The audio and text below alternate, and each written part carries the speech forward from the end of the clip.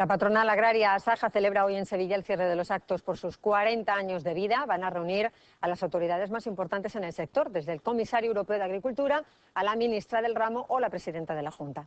Desde que Asaja comenzó a funcionar en 1977, han cambiado muchas cosas en el campo andaluz. 1977 fue el año de las primeras elecciones legislativas, momento clave de la transición española. Hasta entonces, en el campo mandaban las cámaras agrarias, pero un grupo de empresarios agrícolas sevillanos decidieron asociarse. Fueron pioneros en esa época. Uniéndose, se hacían fuertes para negociar con el gobierno los precios agrarios y con los trabajadores el convenio del campo, que estaba en punto muerto desde hacía años. La de Sevilla fue la primera organización y se llamaba Asaga. Después vinieron las demás, hasta llegar al 500.000 de asociados que tiene ahora Asaja en toda España. Pero volvamos a 1977, cuando un litro de leche costaba 20 pesetas y un cordero 300, cuando España todavía no estaba en Europa y cuando en Andalucía había casi 100.000 jornaleros buscando trabajo. Los 28 agricultores visionarios de entonces constituyeron Asaga en Sevilla y durante estos 40 años la asociación ha estado al servicio de los agricultores y ganaderos de la provincia. Mucho ha cambiado el campo andaluz en este tiempo. La producción final agraria se ha multiplicado por 10. La industria agroalimentaria exporta por valor de 10.000 millones de euros. Y en el campo trabajan casi 500.000 de afiliados a la Seguridad Social, al régimen especial agrario. En el futuro, la agricultura y la ganadería tienen que superar varios desafíos. Los más importantes, el recambio generacional en las explotaciones y el conseguir que los distribuidores paguen por los productos lo que realmente vale producirlos y no menos de su valor. Indispensable en nuestra vida. Necesitamos la agricultura. Fíjense, en 2050 se calcula que habrá que incrementar la producción de alimentos en un 70 o en un 80%, que a veces se nos olvida. Y hay que cuidar a quien trabaja el campo. José María Lorín, muy buenos días. Hola, buenos y enhorabuena días por estos 40 años de vida. Es usted uno de los históricos. Sí, De la lo que verdad. fue la Asociación de Ganaderos y Sí. Agricultores, que hoy es Asociación de Jóvenes Agricultores. Exactamente. Se constituye en junio ¿Mm? del 77 y a mí me llaman en septiembre del 77. Entonces, soy el primer empleado que contrataron el equipo ejecutivo que se había aprobado, se había nombrado, dirigidos por Javier López de la Puerta, que era el presidente de la asociación. Y cuando echa la vista atrás, dice, pues ha sido un buen trabajo el de estos 40 años. Sí, ¿O no? ¿Qué ha dice? sido, yo creo, muy bonito. Estábamos en una época de la transición, donde realmente había problemas en el campo. El convenio provincial del campo no se cumplía. Se había negociado en la Cámara Agraria, el sindicato vertical, se renovaba semestralmente. Todo eso se acabó. El convenio estaba roto, había mucha conflictividad social. Y negociando el convenio, pues ya en el año 79 tuvimos el primer convenio provincial del campo y realmente ha habido una situación de normalidad y un clima dentro de la situación, de los cambios tecnológicos que se estaban produciendo por la recolección mecanizada de algodón o recolección mecanizada del olivar, pero eran hechos inevitables que han permitido que hoy estos cultivos se mantengan. Claro. Ha sido un trabajo importantísimo el que han realizado en un momento clave, como estaba diciendo además en el país. Enseguida echamos la vista atrás, pero también hablamos de los retos. Hoy, en ese acto en Sevilla, va a estar, por ejemplo, el comisario europeo de Agricultura. ¿Qué le gustaría decirle? Porque se está negociando ahora la reforma de la PAC, que siempre estamos a vueltas con la reforma. ¿A usted qué le gustaría decirle al comisario, desde su experiencia? Bien, yo pienso que tiene que haber menos volatilidad de precio en este momento. La reforma que se han producido en estos 30 años desde que entramos en la Unión Europea, que fue el 86, ha habido varios cambios y al final partíamos de unas regulaciones de mercado de las que había en España, nos incorporamos a la normativa de la Unión, pero había excedentes en cereales, había excedentes en vacuno, se empezaron a establecerse una serie de normativas para controlar esa producción. Después la Organización Mundial del Comercio suprimió de alguna forma, finalizaron todas las ayudas que había a la exportación, las ayudas directamente al producto, presionados por la Organización Mundial del Comercio. Y en este momento, pues, falta que haya regulaciones de los mercados agrarios. porque está provocando que algunos cultivos desaparezcan o tengan muchas dificultades, que vayan bastante, no van bien, como puede ser el maíz, puede ser los cereales en general, pero y algunas frutas y hortalizas también que pueden tener problemas. Y creo que con la regulación del mercado se podía ayudar mucho más al campo. Regulación del mercado que es importantísima para todo en la vida, nos decía nuestra compañera Ángela en ese reportaje ahora mismo.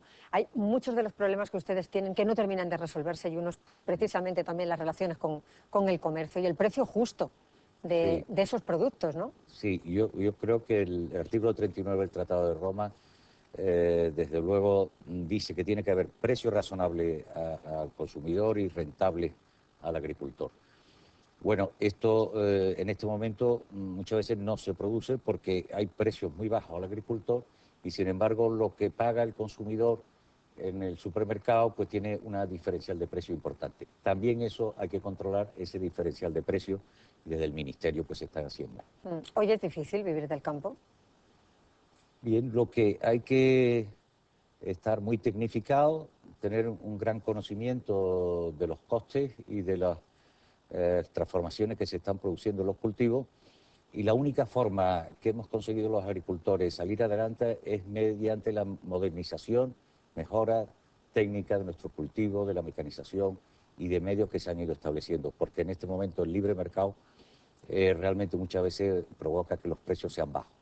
Hay algunos cultivos, como puede ser el olivar con el aceite de oliva, o puede ser el vino, o los almendros también, que al no tener salida los demás cultivos, pues se están plantando mucho. O sea, está habiendo grandes cambios en la agricultura por el problema de la falta de rentabilidad. Y la única rentabilidad que hemos conseguido es por la mayor eficiencia de nuestros cultivos. Claro. Luego tienen un problema también reincidente, podemos decir, ¿no? Que es la sequía, que viene continuamente, que se sabe. Yo muchas veces, entrevistando a agricultores, me dicen, pero si sabemos que está ahí, si sabemos que el cambio climático es ya una realidad, ¿por qué no se abordan esas necesidades, obras, inversiones hidráulicas para prevenir estas situaciones? Pues realmente no lo entendemos. Ahora mismo llevamos un periodo desde el 2013-2014, 4 años ya de sequía. El año pasado también las temperaturas fueron altas, también llovió poco y realmente eso se va a producir y se ha producido en el pasado, aunque la actual es más fuerte, por así decirlo. Creemos que la Administración tiene que estudiar más cómo se aprovechan los recursos hidráulicos y la realidad es que en este momento los embalses están al 30%. Entonces la Confederación Hidrográfica ha estudiado, ha visto distintos escenarios, ha hecho un plan de sequía en función de cómo evolucionen las lluvias en estos próximos meses y se va a hacer un decreto de sequía para disminuir la utilización que estamos haciendo los agricultores en los regadíos. En España han crecido mucho los regadíos, realmente estamos en la España seca, realmente tiene muchísimos problemas. Y si no es por el agua, nuestro futuro es muy difícil. Y las administraciones tienen que hacer un pacto por el agua, las comunidades autónomas. Sabemos que en el Ministerio están en ello, pero no acaban de destinar las inversiones que son necesarias para aprovechar los pocos recursos hidráulicos que tenemos. Claro, viven ustedes en un ay, pendientes del tiempo, ¿no? Sí. Después de las plagas. Es que realmente es una ocupación de sobresaltos, ¿eh? Sí, sí, por eso se ha desarrollado mucho los regadíos en España. Creo que estamos ahora mismo en 3,5 millones y hace 40 años había mucho menos. Pero el problema es cómo aprovechar bien mediante embalses, mediante balsas,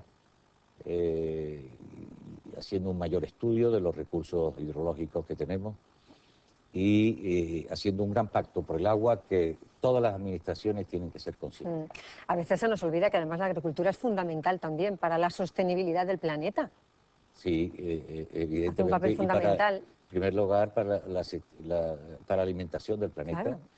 Entonces yo creo que los organismos internacionales tenían que el problema del hambre en el mundo también tenía que ser un problema que se lo plantearan las grandes, la FAO, de forma que no exista esos 700 o 800 millones de personas que en este momento están padeciendo hambre. Se preocupa mucho más del precio del petróleo que del problema de la alimentación Totalmente mundial. de acuerdo. Y de acuerdo con las previsiones de crecimiento en el mundo de la población, creo que en el año 50 puede llegar a 9 millones de habitantes, 9.000 millones de habitantes, y tiene que ser uno de los problemas que a nivel internacional se planteen. El relevo generacional también es importante en el campo, ¿no? No sé si tenemos suficiente cantera. Aquí hay un dato, solo el 6% de las explotaciones andaluzas está en manos de menores de 35 años. Y hay un 55% de agricultores que superan ya los 55 años. Sí. Un poco el reflejo de lo que está ocurriendo en la sociedad también, ¿no? Sí, y sobre todo en un momento que los cambios tecnológicos son muy grandes. En la época digital, pues un señor de el 35% que ya son más de 65. Bueno, dentro de ese marco estoy yo también con más de 65.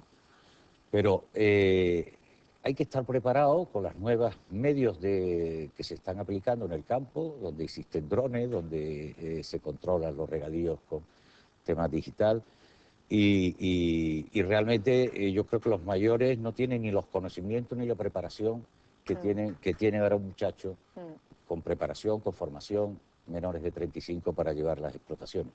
¿Y qué podemos hacer para hacer el campo atractivo a la juventud? Eso se necesita también política, ¿no? Sí, ahora mismo hay medidas, pero las medidas que son muy lentas, tienen mucha burocracia a jóvenes agricultores, y después hay un tema de la transmisión de la empresa a los jóvenes, y para eso yo creo que el tema fiscal...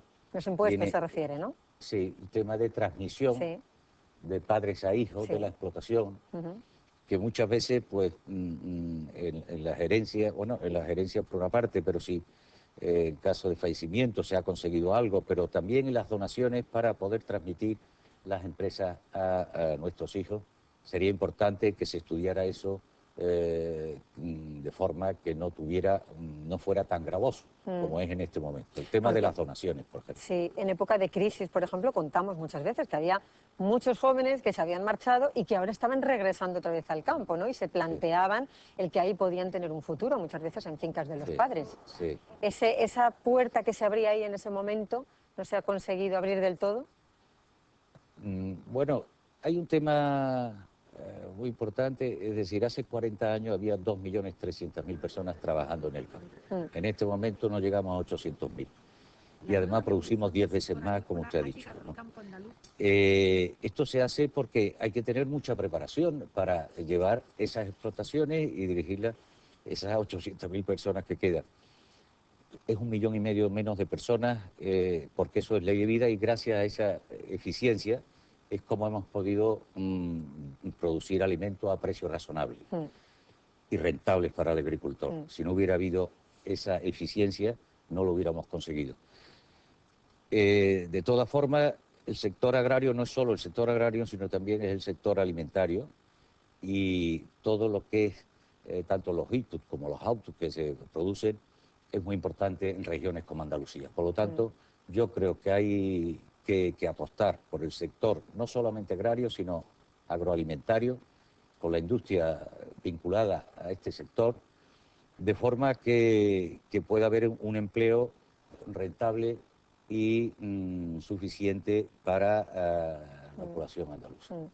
Bueno, le tengo que felicitar también porque es presidente de la denominación de origen de Estepa, que es una de las premiadas hoy en este acto, que por cierto, denominaciones de origen, hace 40 años no había casi ninguna, ¿no? No, pues estaba La Rioja, había del vino. O sea que también va abriendo puertas ahí. En aceite no había, porque es que hace 40 años el virgen extra en España era un producto que no existía.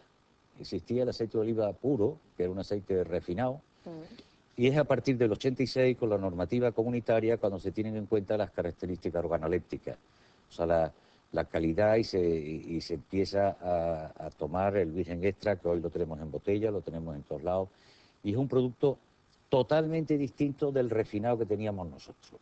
Y el aceite virgen, que era lampante, era un aceite que había que refinar, y pues era un producto, por lo tanto, que no conocíamos las cualidades tanto saludables como organolépticas de los aceites virgen extra que tenemos hoy, son magníficas, y es lo que permite que haya denominaciones de origen. Son aceites diferenciados. Todo esto se lo debemos haber entrado a la Unión Europea en el año 86. O sea, nosotros valoramos mucho esta nueva normativa que se establece en el aceite de oliva y que ha permitido que hoy el consumidor tenga un producto más saludable y muy agradable al paladar. Y con más garantías. Pues José María Lorín, le agradecemos de verdad que haya estado esta mañana aquí. Sé que ahora se marcha para Fibes, ¿verdad? A ese acto. Hay 1000 agricultores porque ha tenido una gran convocatoria.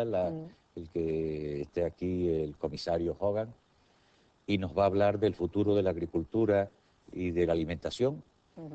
Y por lo tanto estamos todos deseando saber cuál puede ser ese futuro, aunque es para los años 1920-1927. Bueno, pero está a la vuelta de la esquina. Una serie de años donde tenemos que trabajar. Está a la vuelta de la esquina, José María. Si han trabajado ya en estos 40, desde que nació Asaja, pues todos los que quedan, por dos más no nos vamos a pelear. Que vaya muy bien y transmita a todos los agricultores la enhorabuena de nuestra parte, que les necesitamos, que sigamos hablando de ustedes mucho más. La agricultura es esencial para la vida. Gracias.